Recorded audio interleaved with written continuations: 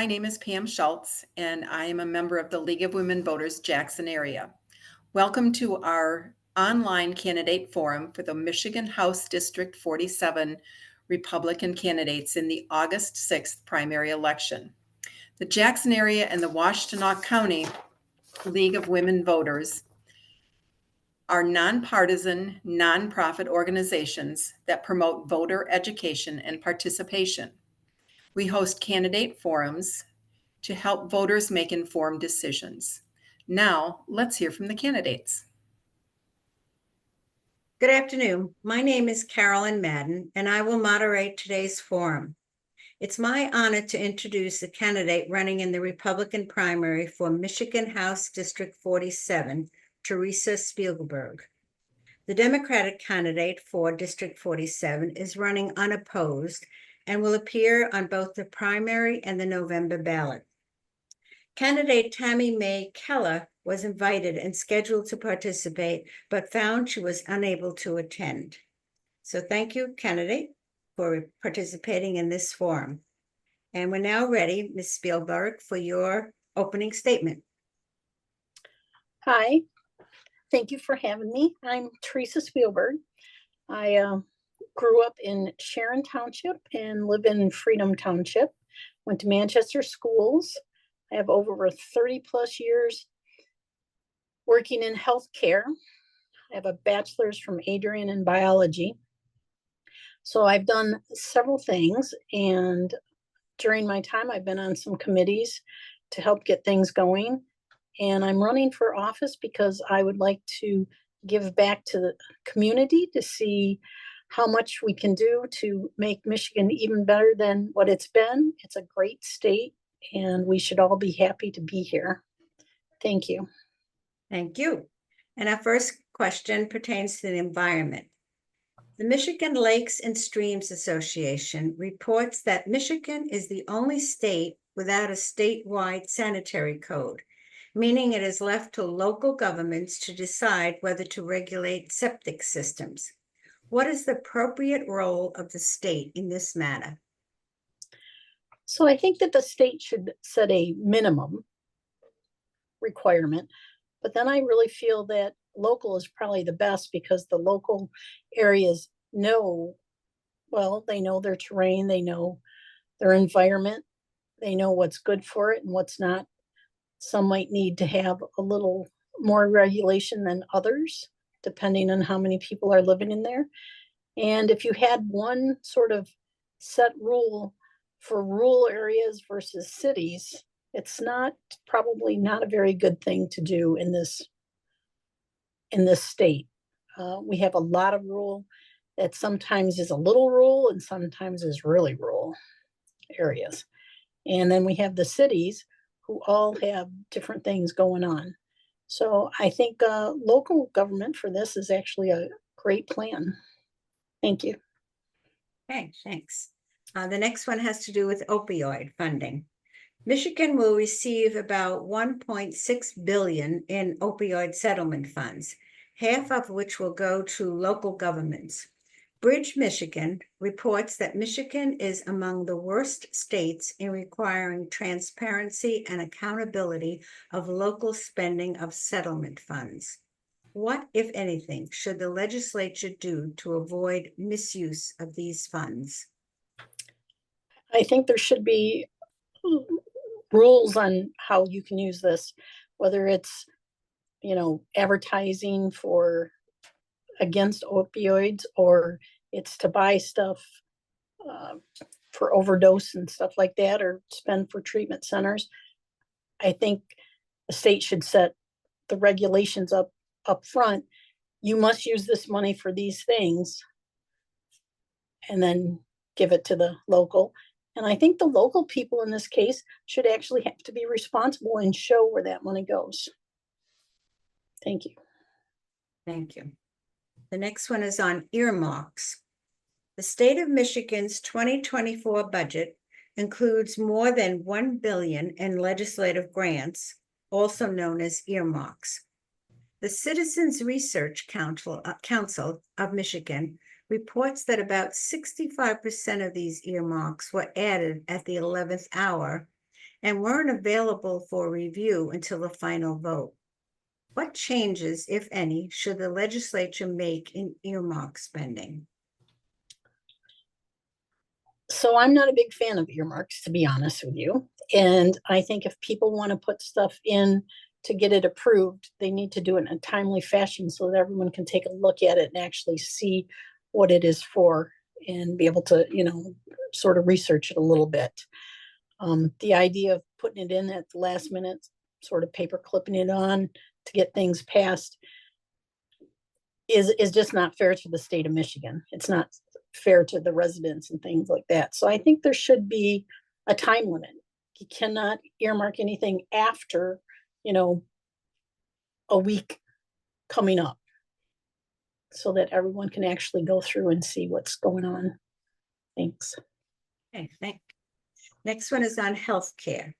What, if any, action needs to be taken to increase access to mental health and substance abuse treatment in Michigan?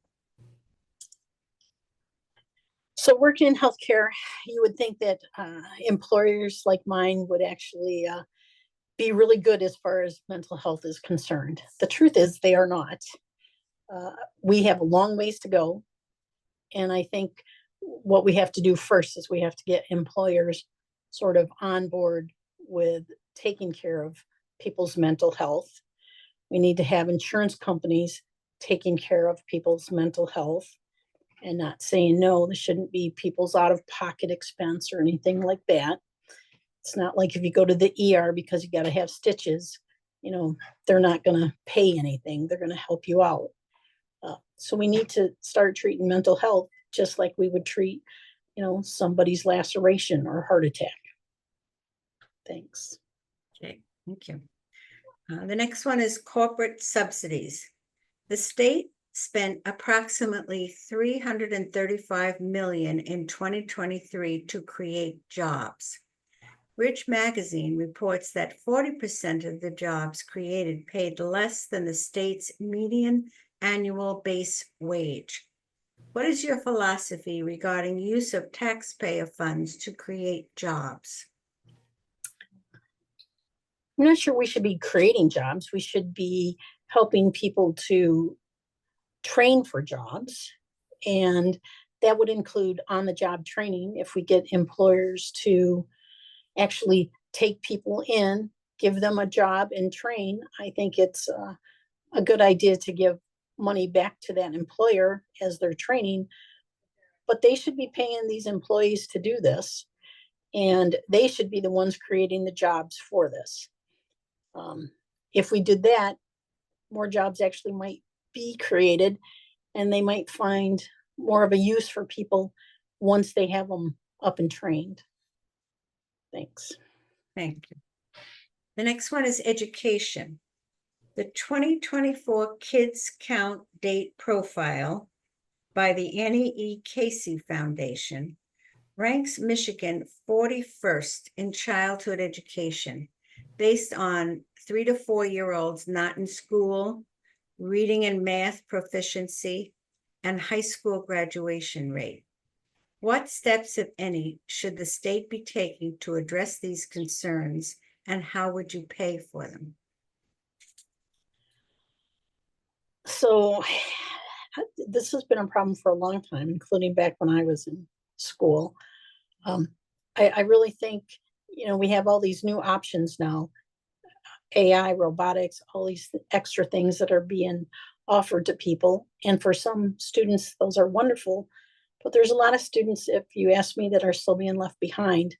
I think the state should encourage and maybe help support more of the basic education, such as reading and writing.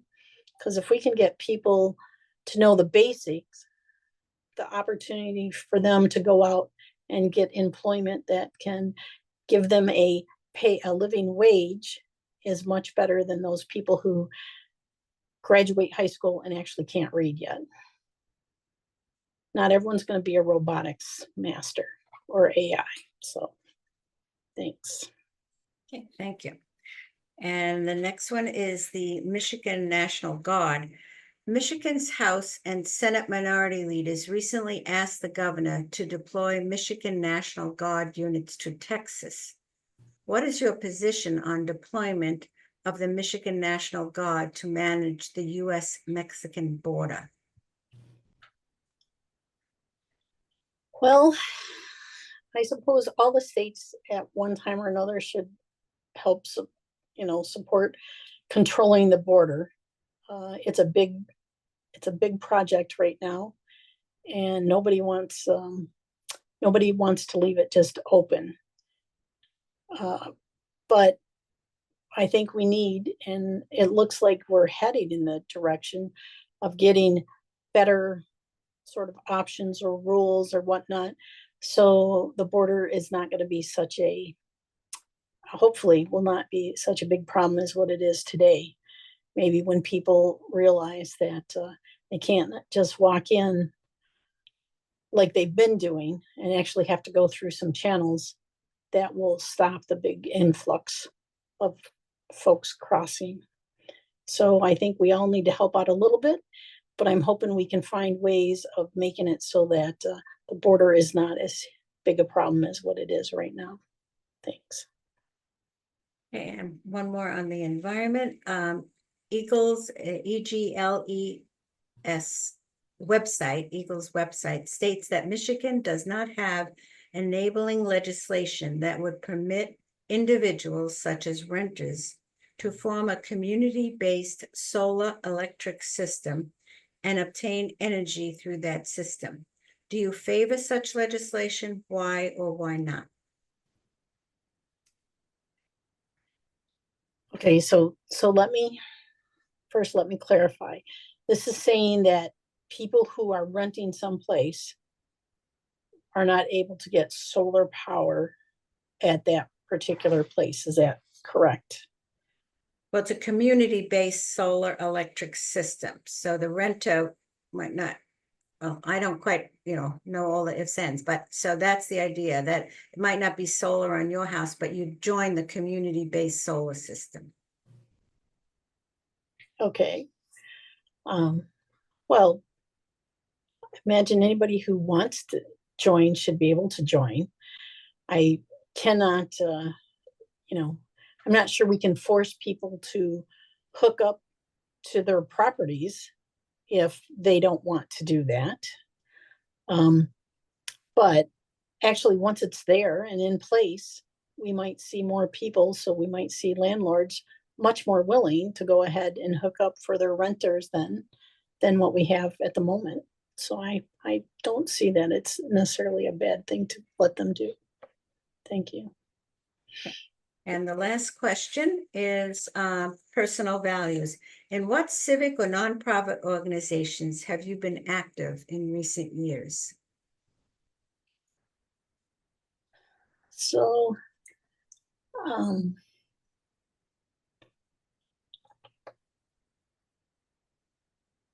I'm active in the church I go to. I'm active in a organization through what I do for a living.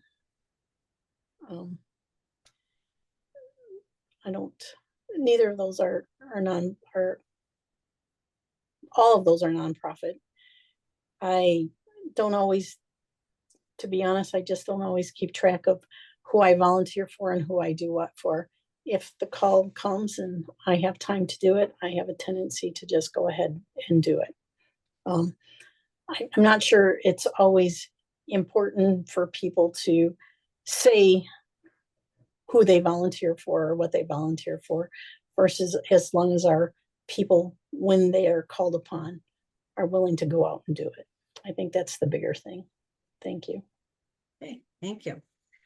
Okay, thank you for participating in this session. And now if you'd like to offer your closing statement. Okay, thank you. And once again, I want to thank you for having me. I'd also like to say that I am not a politician. I don't know everything, but the truth is, if people are willing to give me a chance and vote me in, I will work my hardest to be a very good representative of everybody in the district, not just certain people, but everybody in the district, in the state of Michigan. Thank you all very much. Pam? The Jackson area and Washtenaw County chapters of the League of Women Voters thank the candidate and the volunteers who participated in this program and the community members who submitted questions. Please urge others to view our forums. More importantly, please vote in the August 6th primary election, either by absentee ballot or in person. Thank you.